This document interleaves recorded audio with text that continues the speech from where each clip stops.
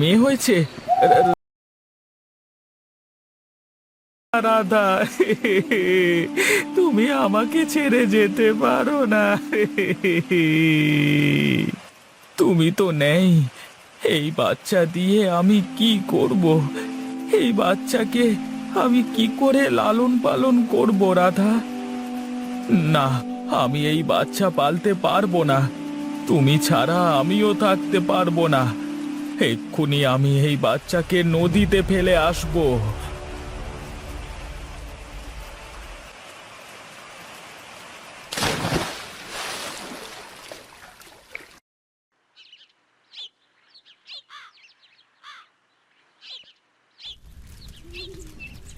এখন আর কেঁদে কি হবে দাদা? চলো বাড়িতে চলো। আমার যে সব কিছু শেষ হয়ে গেল রে রমেশ, আমার আর কিছুই রইলো না। তুমি আগে বাড়িতে চলো। এখন তো তোমাকে শক্ত হতে হবে, তোমাকে আবার ঘুরে দাঁড়াতে হবে। আমি পারবো না রে রমেশ, আমি পারবো না। তুই আমাকে এখানেই রেখে যা। আমি আমার রাধার কাছেই থাকতে চাই।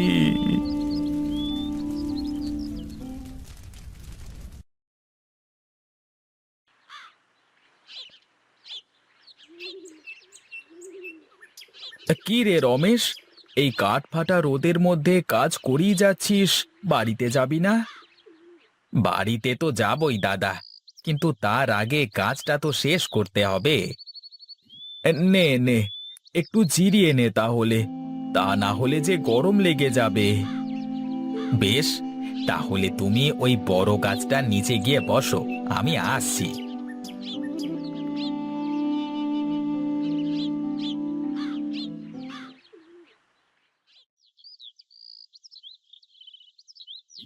দাদা, একটা কথা বলবো? কি বলবি? বলে ফেল দেখি। দাদা, মাঠের সব ফসল কেমন পোড়া মনে হচ্ছে। আমার কাছে বিষয়টা ভালো লাগছে না জানো। আরে, দুদিন আগে বৃষ্টি হয়েছে, তার উপর এই চড়া রোদ, তাই একটু আগাগুলো পুড়তে শুরু করেছে। আস্তে আস্তে ঠিক হয়ে যাবে। তাই যেন হয় দাদা, আমার তো খুব ভয় হচ্ছে। মাঠে তো শুধু তোর একার ফসল না, আমাদের সবারই তো ফসল আছে, তাহলে এত চিন্তা করিস নে। কি করব দাদা, এই চাষবাস করি তো সংসারটা চালাই, আর তো কোনো উপায় নাই। আমার মতো হলে তো আর কোনো সমস্যা নেই, চালচুলোহীন একজন মানুষ। আহ, আমি বলি কি দাদা, তুমি আর একটা বিয়ে করো, এভাবে আর কতদিন থাকবে? না রে রমেশ, আর বিয়ে করব না। আমার জীবনে আমি রাধাকে ছাড়া আর কাউকে ভাবতে পারি না। আচ্ছা দাদা, তা না হয় হলো, কিন্তু একটা কথা আমার মাথায় আসছে না। কি কথা বল দেখি। এ, বৌদি তো গর্ভবতী ছিল, তাহলে বাচ্চাটা গেল কোথায়? তুই আবার ওসব কথা তুললি? আমি গেলাম, তুই বসে থাক।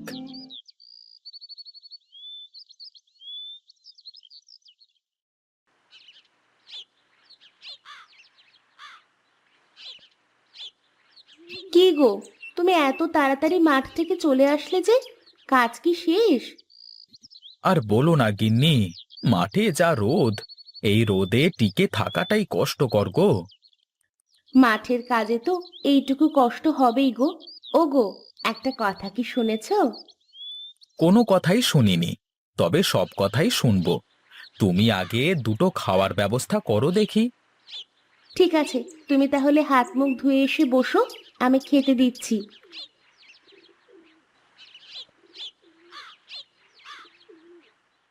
উম, উম, উম, উম। এবার বলো দেখি গিন্নি, তখন কি বলতে গেলে? উম, উম। শুনলাম নদীর ওপারের গায়ে নাকি সব চাষিদের ফসল পুড়ে যাচ্ছে, সারা গ্রাম হাহাকার করছে। কি বলো গিন্নি? আমি তো জানি নে। তুমি জানবা কি করে? তুমি কি কোনো খোঁজ খবর রাখো নাকি? হায় হায় হায়, তাহলে তো আজই একবার ওপারে যেতে হয়। মাধবটা কেমন আছে কে জানে। এই তো, আমি এখন বলে দিলাম বলে তোমার মাধব দাদার কথা মনে পড়লো। না না, আর দেরি করা ঠিক হবে না, এখনই আমাকে যেতে হবে।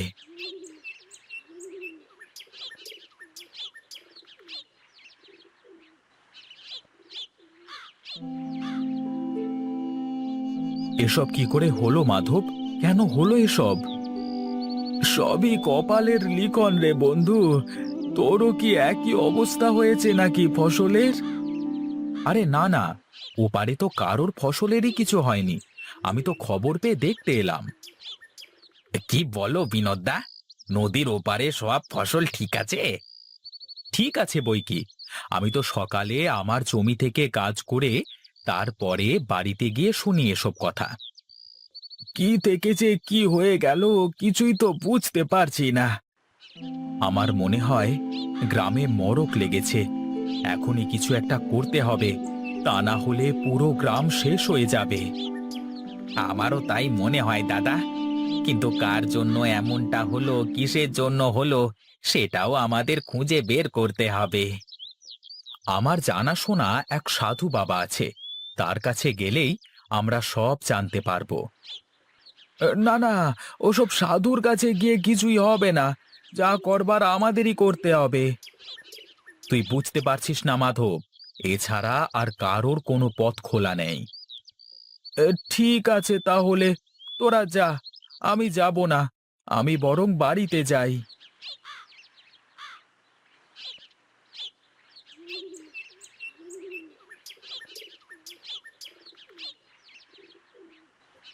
আরে দাইমা, তুমি হঠাৎ এতদিন পরে কি মনে করে আসলে? আর বলিস নে রে বাবা, শরীরটা এত খারাপ, কোথাও যেতে পারি না, তার ওপর গায়ের এই অবস্থা। বেশ বেশ, বসো তুমি একটু। না না, বসবো না, তুই একটু তোর মেয়েটাকে দেখাবি বাবা। মা মরা মেয়েটা কত বড় হয়েছে সেটা দেখার জন্যই এত কষ্ট করে আসলাম আমি। কি হলো, নিয়ে আয় মেয়েটাকে। আসলে বুড়িমা, আমি তো মেয়েকে ওর নানি বাড়িতে রেখে এসেছি, তাই তুমি অন্য দিন এসো, ঠিক দেখাবো।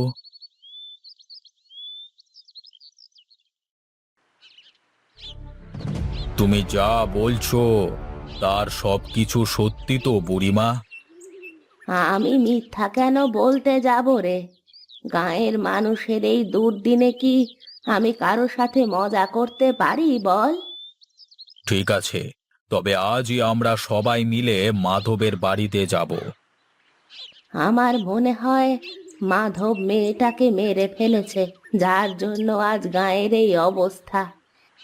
তোমার কথা যদি সত্যি হয় বুড়িমা, তাহলে গায়ের সবাই তোমাকে অনেক উপহার দেবে, আর মাধবকে দেবে শাস্তি। এখন তাহলে আমি যাই। আমি শুধু আমার কথা চিন্তা করে কিন্তু আসেনি, এই গাঁয়ের মানুষের কথা ভেবেই এসেছি। ঠিক আছে বুড়িমা, তুমি কোনো চিন্তা করো না, আমি সব দেখছি।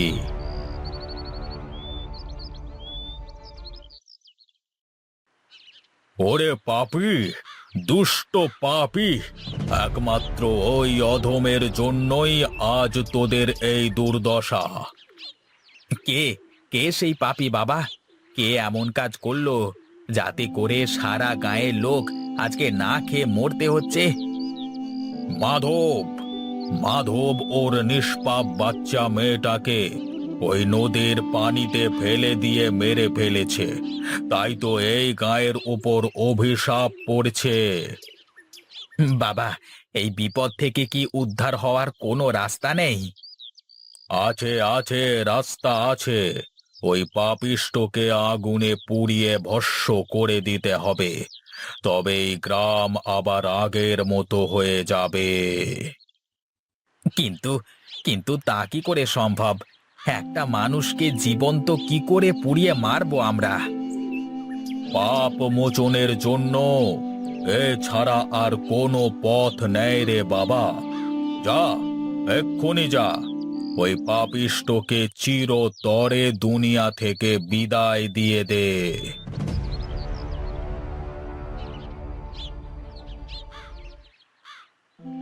কেন করলি তুই এমন মাধব? কেন? এছাড়া যে আমার মাথায় তখন আর কিছুই কাজ করেনি বন্ধু।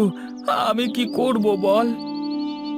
এত বড় বিপদ তুই আমাকে বলতে পারতিস, আমি তোর পাশে দাঁড়াতাম। রাধাকে ছেড়ে আমি ওই বাচ্চাকে কিভাবে মানুষ করতাম বল আমাকে? ওকে মানুষ করবার জন্য তো মালতী ছিল। তুই শুধু একবার বলতিস আমাকে, আজকে তোর জন্য পুরো গাঁয়ের মানুষের এত বড় ক্ষতি হলো। এসব যদি আমার জন্য হয়ে থাকে তাহলে এর প্রতিদানও আমি দেব। পাগলামি করিস নে মাধব, চল আমি তোকে অনেক দূরে নিয়ে যাব। গায়ের সবকিছু আস্তে আস্তে ঠিক হয়ে যাবে। কিছুই ঠিক হবে না বিনোদ, যা তুই এখান থেকে চলে যা।